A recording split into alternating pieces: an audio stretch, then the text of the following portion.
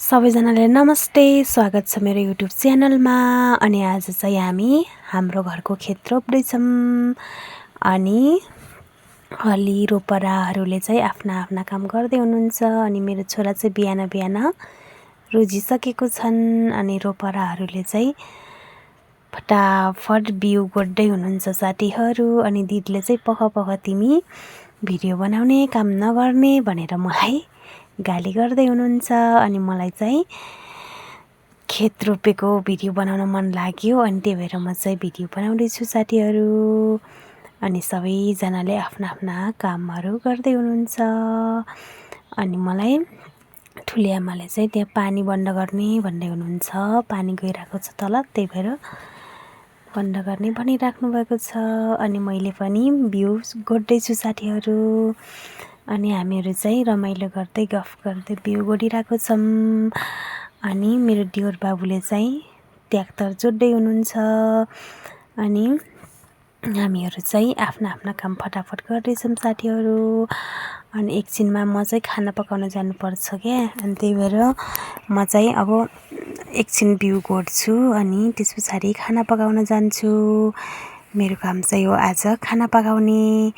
अनि दिदीले चाहिँ भन्दै हुनुहुन्छ, गएर खाना पकाउने त्यहाँ राम्रोसँग।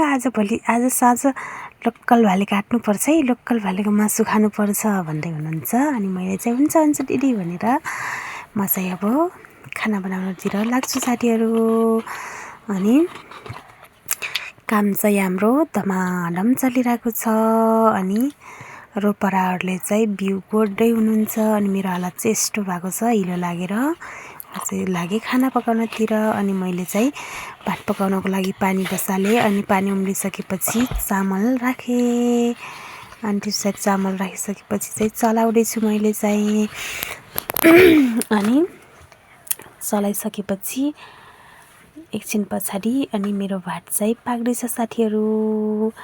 अनि मेरो भात चाहिँ पाकिसकेपछि मैले चाहिँ तरकारी पनि पकाउनुपर्छ क्या, त्यही भएर तरकारी बनाउँदैछु। भात पकाउँदै तरकारी पनि बनाउँदैछु।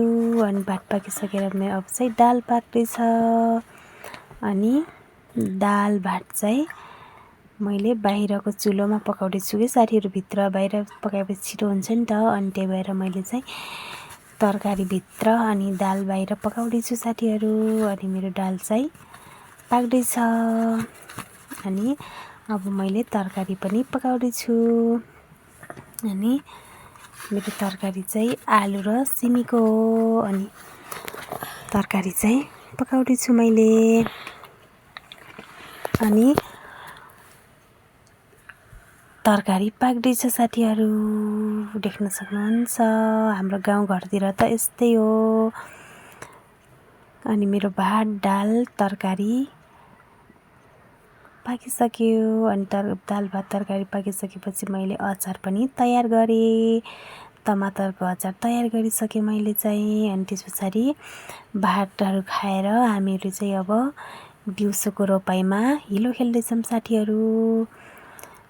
अनि हामीहरू चाहिँ एकदमै रमाइलो गरिरहेको छ। अनि मैले चाहिँ आन्टीलाई धकेलेर तल फालिदिएँ।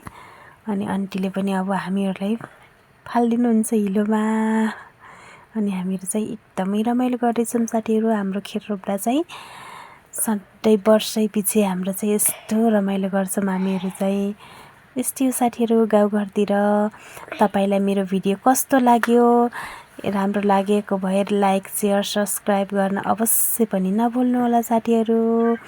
मलाई चाहिँ जस्तो ठिक लाग्यो त्यस्तै भिडियो बनाएँ।